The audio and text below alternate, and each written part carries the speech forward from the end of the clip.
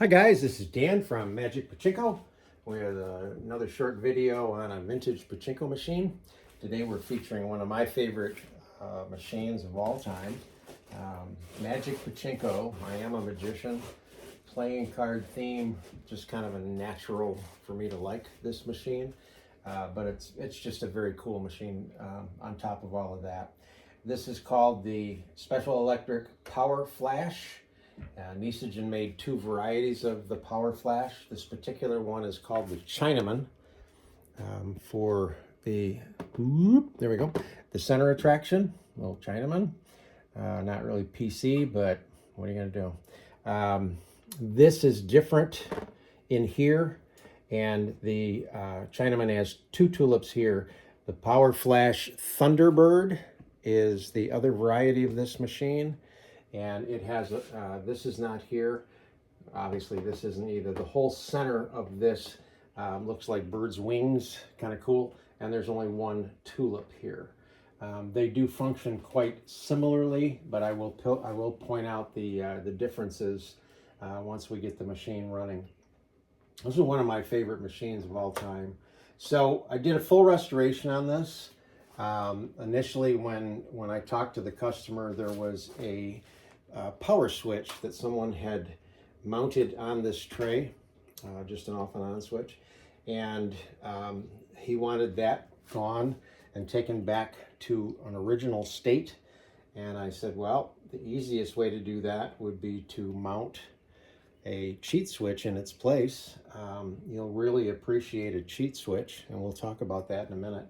I think initially he didn't like the idea of a cheat switch, but after we talked another time, he said, okay, put the cheat switch in.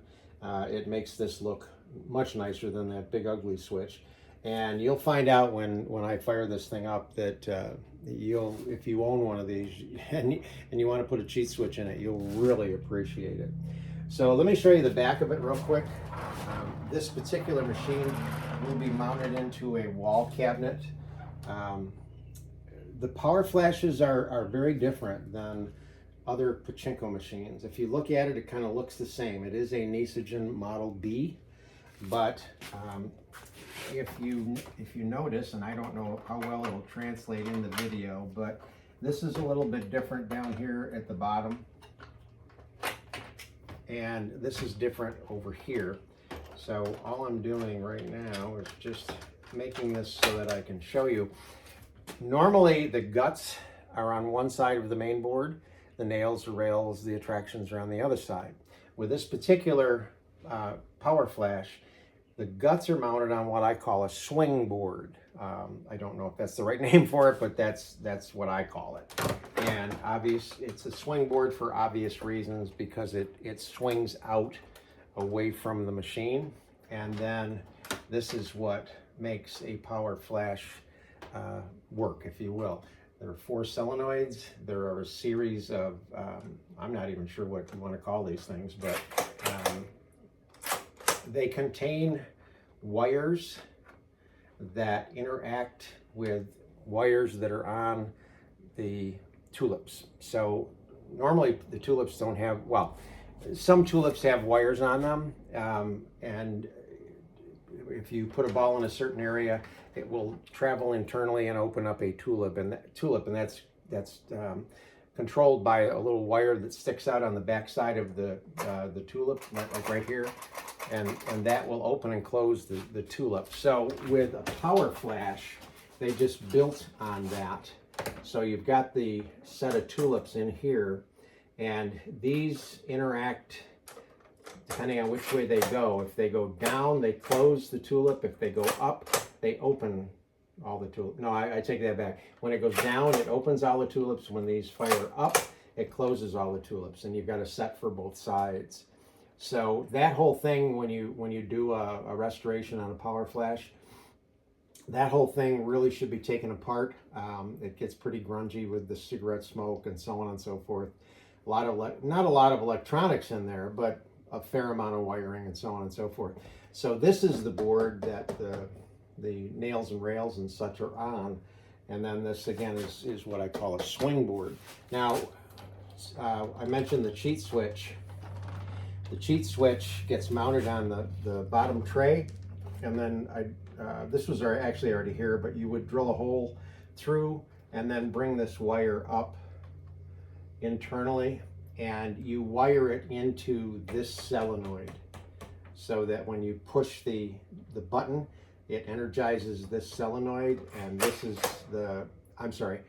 it energizes both of these solenoids the way that it gets wired up in there. Both of these will fire at the same time, and it will open all the tulips. So again, I'll show you that one when we turn this back around.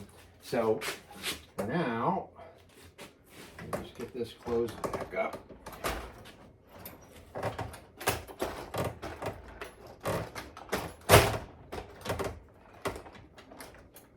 And there's always something in the way when you try to close this. Come on.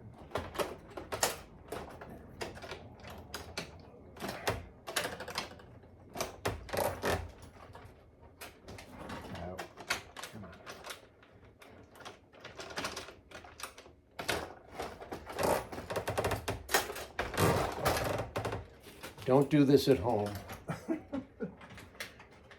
There's, okay. All right, there we go. There's really no reason for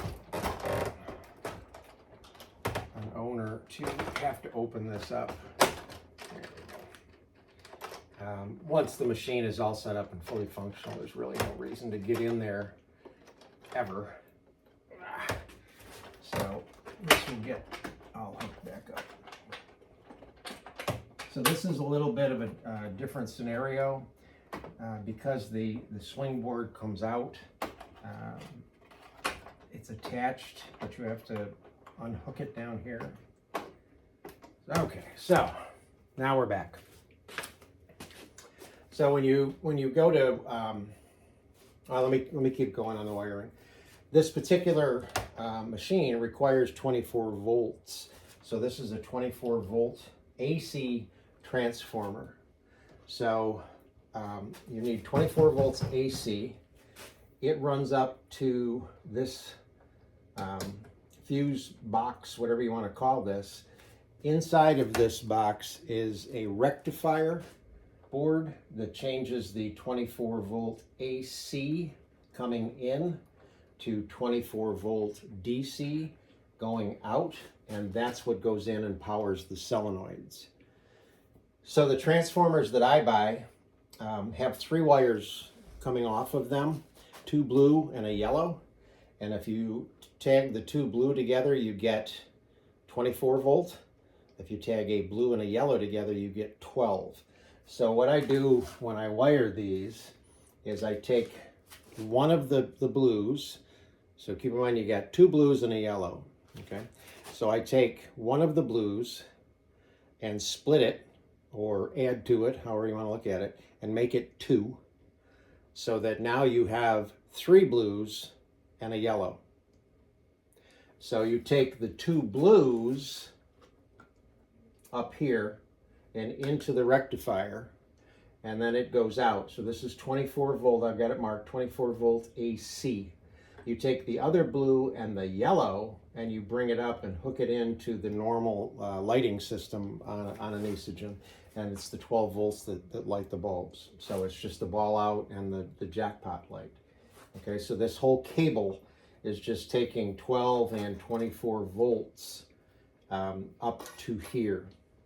So I kind of left plenty of slack so that when this gets mounted in a cabinet, whoever does that work is going to have hopefully a lot of slack to work with, because you have to be able to open this machine up away from the cabinet to refill it with balls and so on. So as it opens, you got to have slack there. Obviously you got to plug it in. Okay, all right. So with any Nishijin Model B, first thing you're going to do is right in this area here, and I will mark these now that I'm thinking of it, if I can find one. Where is my red marker? Oh, there it is. Okay. Sorry for the delay. Okay. So right here, this piece marked in red, and this piece marked in red. Those two pieces control what's called the ball dump. So right now, if I put some balls in the machine, the ball dump is open. And you notice the balls run right out into my hand. So that's how you get the balls out. It's called the ball dump. And that's controlled right by here. So when this is latched, the balls will go across and into the jackpot where they belong.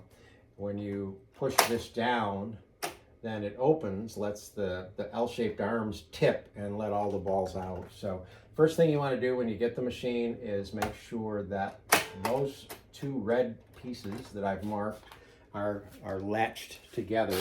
And then when you take a handful of balls, they should run from here to here, around to here, and into the jackpot. They shouldn't come out on the floor. If they do, then you need to wiggle or just try to reset this. So now that you know the ball dump is set and you've run some balls through it, you can go ahead and put the vast majority of the 500 balls that you should have right in the upper hopper. And as you do that,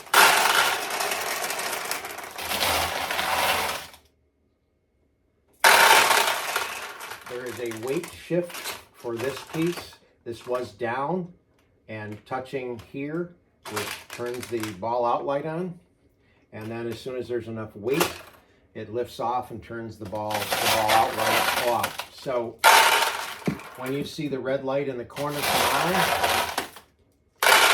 that's your cue to take some of your winnings and return them to the upper hopper. The last thing you want to do before you get ready to play is make sure that your seesaw is tipped in the right direction. Behind this clear plastic, this is called the seesaw chamber. There's a white piece of plastic in there sitting on an angle like this, with this end up and this end down.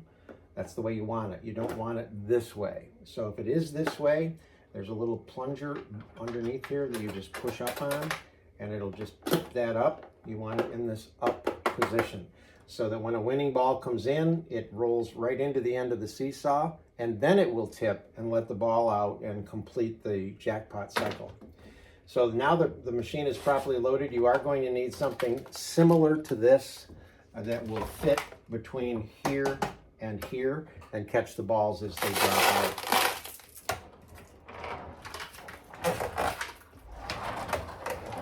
And when it does get mounted in the cabinet, you want to mount it such that it's leaning backwards just ever so slightly, just a little bit. All right, so the ball out light is not on. I dumped some balls in, and now we just all the way down and release.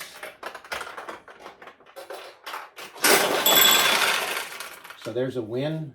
This is the ball, the jackpot light up in here. Right now, all the tulips are open, so it's a pretty easy thing to win. But if you notice, I put a ball in the yellow queen. The queens are yellow. These guys are orange and or pink. Queens are bad. Either queen will close the tulips. So now you got to start over again to try to get the tulips to open up again. And it's on the Chinaman, it's not an easy thing to do, just because of the layout. So that's why I say a cheat switch is going to come in real handy. You're going to really appreciate it. But let me show you the way that this machine is designed to work. If you get a ball in the king over here,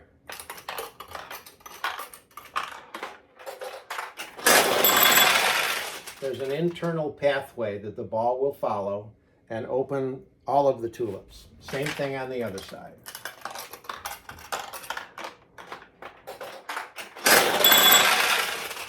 However, either queen will close all of the tulips. On a Thunderbird, this queen closes these, this queen closes these. On the Chinaman, either queen closes them all. There's probably a different way to wire the solenoids, but I haven't figured it out. So at any rate, if you get a ball in the heart, it will trigger all of the solenoids, or the solenoids to fire, and it will open all of the tulips. All right, so I'm going to play until I put a ball in a queen, which, okay. What happened is a ball dropped into the queen, and right after that, a ball dropped in here.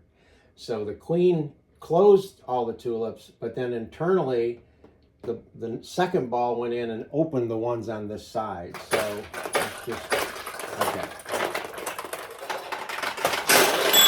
Okay, so now all of, here we go. This is good. Red light, the victory flag down here is here. So essentially what it's doing is it's saying, don't launch any more balls because there's not enough in the machine. So you're going to do one of two things. You're either going to press this over,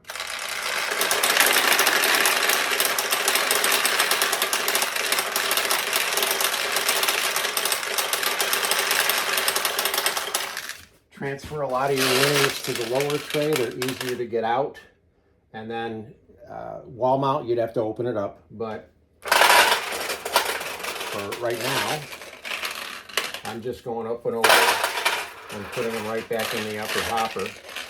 And you notice that once I get enough balls in there, my ball out light will go off.